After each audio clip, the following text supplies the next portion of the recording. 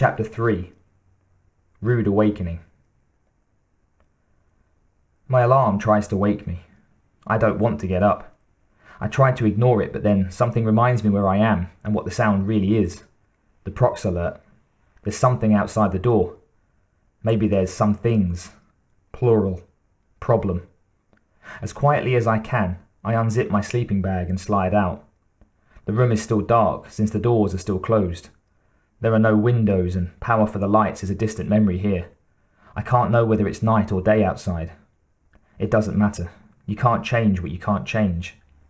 Pistol in hand, I try and decide what to do. There is still a beeping in my ear. The lamp is at my feet. I tap it on and the grey room lights up in its steady, gentle glow. I've got 3 options. Head out the front, head out the back, or stay put and wait. If I'm running, do I have time to pack up my gear or do I leave it? So 5 options. Then again, maybe there's something like a cat out there that set off the prox alert. Something small and harmless, and not the something I think it is. A cat. Now I'm being stupid. Small bugs and fish are the only things I've seen still alive in this world. Those and red men. There are red men out there. There is still a beeping in my ear. My decision is made. Not by me, for me. "Is there anything back there?" comes a shout from the front door. For a moment I think the question might be directed at me, but then there's a reply. "Not that I can see." This shout is from out the back. "Just another alleyway and some broken walls." I wish for a moment that it was someone who might be friendly. There was a time when there were millions of friendly voices out there. The voices I hear now are clear in my head, but they're too clear.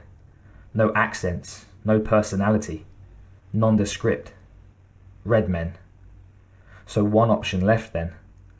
The back and front, gear or no gear, are out.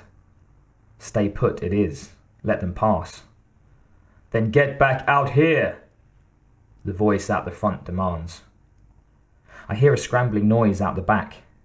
He's climbing the wall. Coming in. I tap the lamp off and move it away from the closed door. Then I slide my sleeping bag away as quickly and quietly as I can in the darkness. I feel around and find my pack and then move that too, picking it up and placing it down rather than risk scraping it along the floor. With the obvious traces of my presence moved out of what will soon be plain view, I press myself up against the wall behind where the door will open and wait. There is still a beeping in my ear. It's irritating. I pull the earpiece out and stick it quickly in my pocket. The blood pumping in my ears is enough to keep me entertained. I don't need the beeping too. A moment later the door swings open. Bright sunlight streams in around a shadow that stops in the frame. The whole room lights up and makes my eyes sting. I wait to see what the red man will do. Walk through, I think.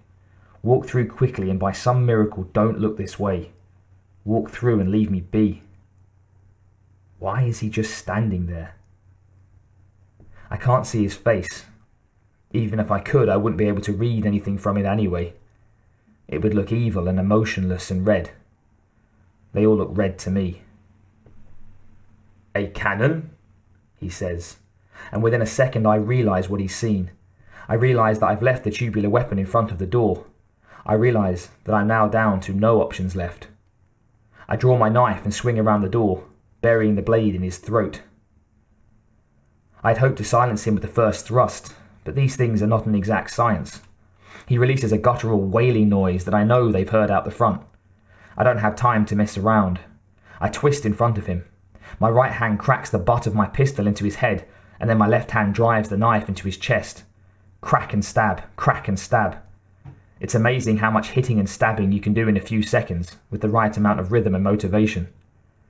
I allow his body to slump down into the doorway, where it props the door open.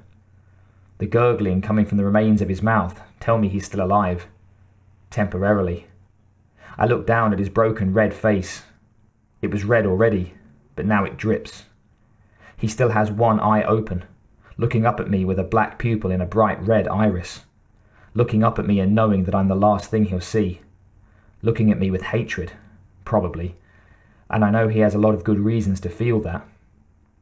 I can take a look at him now, but soon he'll be black. Job done then. I turn my attention to the front, since nobody else seems to be coming in the back. I have no idea what would be coming through that door. There might be one, just the one I heard shouting, or there might be 10. Better safe than sorry. I pick up the tubular weapon, the cannon the red man called it. I rest it on the inside of my forearm and tuck it into my bicep like they showed us in training, like I'm cradling a baby real tight.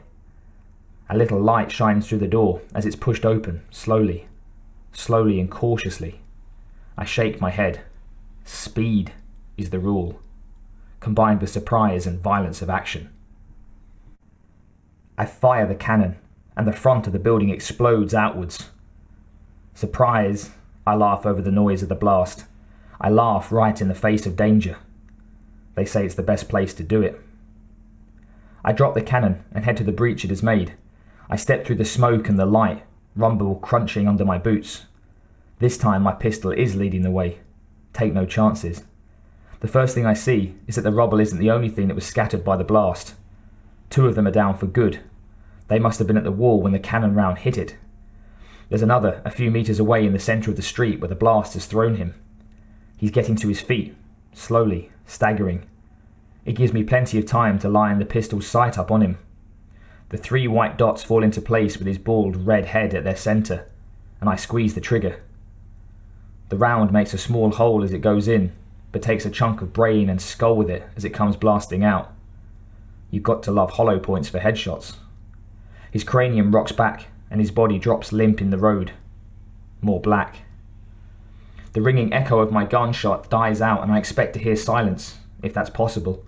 Instead, I hear coughing behind me. I quickly turn and search for the source. Nothing but the rubble and the bent and twisted door. The door is coughing. When I get to it, I don't flip it over. No point freeing whoever's underneath. Instead, I grab one end with my free hand and slide it down.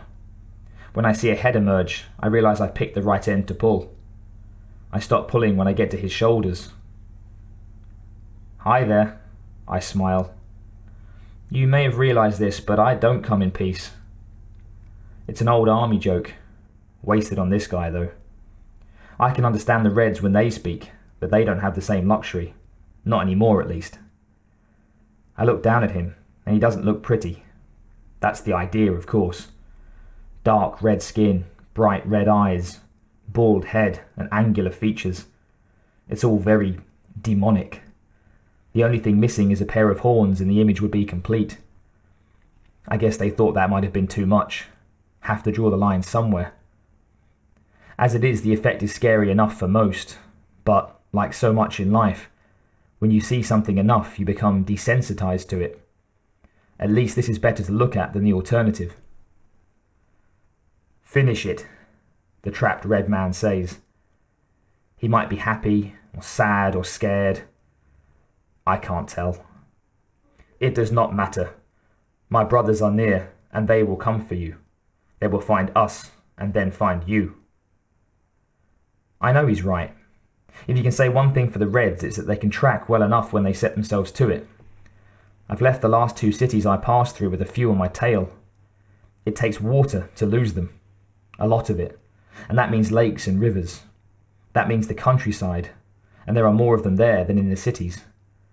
That's why I like the cities. Normally a guy like me can get a bit of peace for a week or so. This time, I've barely managed a day. "They will treat you like the one we found," he says. Then he makes something like a gurgling sound. I think he might be laughing. Then again, he could be crying. If it's not words, then it's all the same when I hear it. It doesn't matter. It's not how he said it, but what he says that interests me. "What other one?" I ask. He makes the gurgling sound again. I smack him in the face with the business end of my pistol. Then I point it at his eye. "What other one?" He doesn't respond now, just stares down the barrel, no emotion that I can see on his face. I'm about to ask him again when I remember that he has no idea what I'm saying. If he did understand, I'd have no problem torturing him for the information. No pity. Even if I wanted to have them, feelings like that wouldn't come. Not for a red man. The only reason I don't do it is because I know that torturing him will waste my time and get me nowhere. He's lucky that I don't just want to torture him for fun. I've known a few who would. "Shoot me," he says. "No," I tell him, as I holster my pistol. I can't afford to waste the ammo or the battery. I bend down beside him and slide the long blade of my knife into his throat. Slow this time. Precise. He doesn't gurgle anymore. Black.